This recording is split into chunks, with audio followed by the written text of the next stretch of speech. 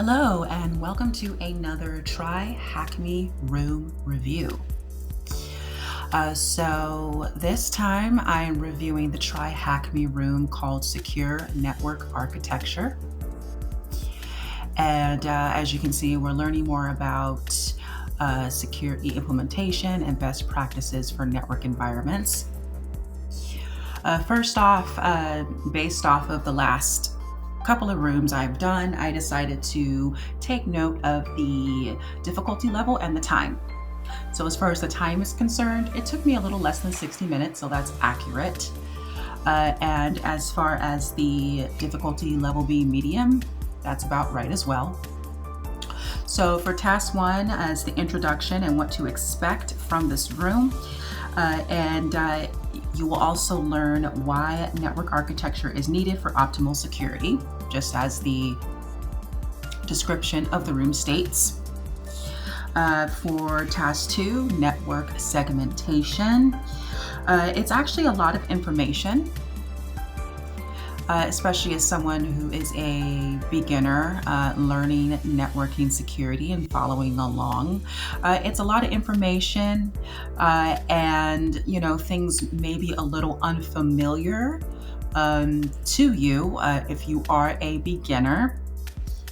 However, once you get down to the questions, it does, and you look at this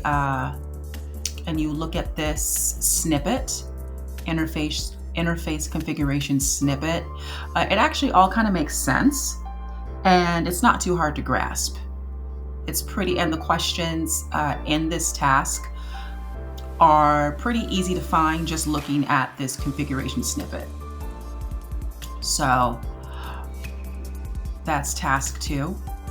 Task three, now I want to point out that the text here is in black for some reason. Probably just a simple typo or a simple mistake.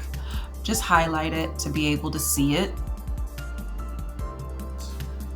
And then when you answer the question in task three, when you answer the last question specifically in task three, be sure to capitalize the answer or it will get marked as incorrect. In some rooms, capitalization doesn't matter, but in other rooms they do. It's kind of random.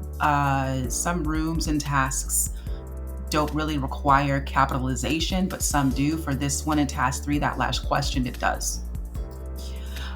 Task four, information, pretty self-explanatory.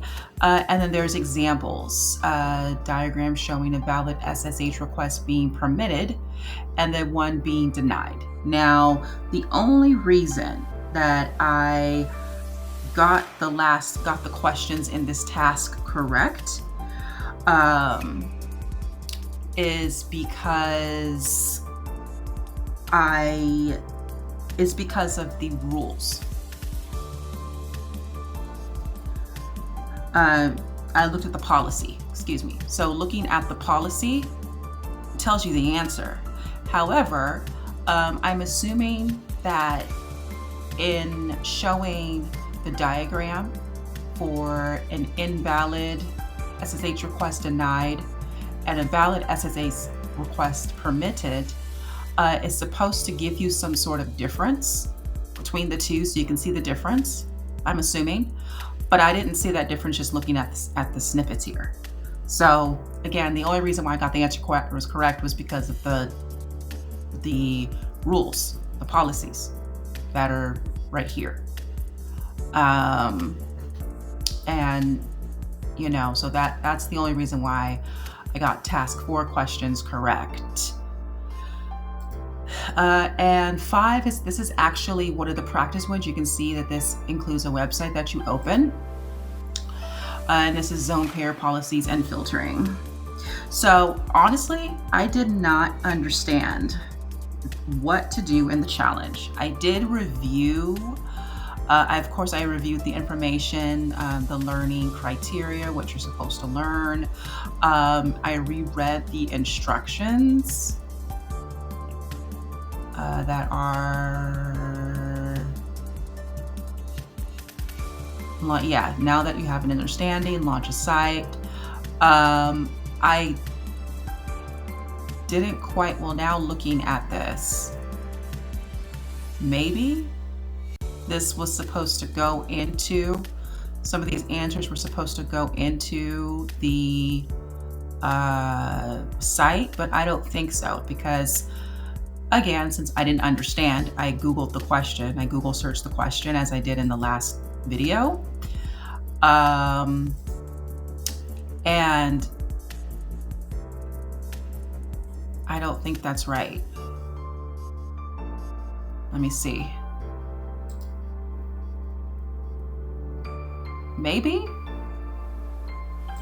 But actually, no, let me look again. I just clicked out of this tab and was looking at the answer key that was shared, someone shared on Medium.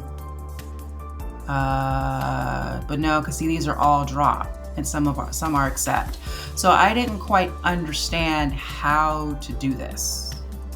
And then even when I looked at the answer key, which I will put which I've put in the description, so that you can check it for yourself, and maybe you can either explain it or in the comments below, or it'll help you kind of figure it out.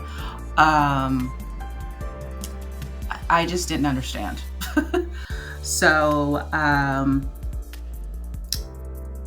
after looking at what to do in the answers, I just didn't get it. So I ended up just copying the flag from the answer key that was provided so that I can move on and not spend hours like I did yesterday racking my brain, which I mean, I guess, again, you do learn, but I just didn't even understand where to start. And this is probably also a testament to my level of experience, and me being, a beginner and just starting to learn about networking. So I just copied and pasted the flag and moved on. However, I have presented this question to my professor as I'm doing these reviews, as also part of like my weekly assignments. So he has seen this video, as well as I presented the question and asked him to review it in class. Again, though, if you're watching this and you see and you have any insights, please put them in the comments below. So I believe this is task 5, right? Let me close this. Exit split view. Yeah, here we go. So tasks 6, 7, and 8. You learn, answer the questions, pretty straightforward. And actually task 8 is not even, no answer needed, just continue. So with that said, considering everything that is presented in this room, this TryHackMe room, secure network architecture, I give the room a 7 out of 10 because of tasks 4 and 5.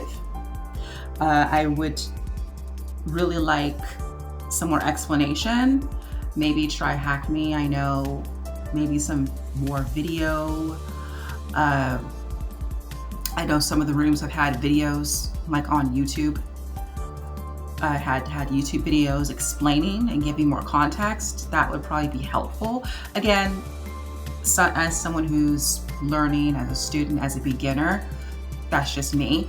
If you're watching this video and you're more experienced, or you understand, you have more understanding and knowledge about this, maybe you wouldn't need that. But I'm speaking for myself as a beginner. So yeah, just more explanation and context, especially since I kind of really didn't know where to even begin on what to ask. I really wasn't quite sure on what I didn't really understand too. So there's that. So that's it for this TryHackMe room review video. Thank you for watching, and have a good one. Feel free to like, subscribe to my channel, and post in the comments.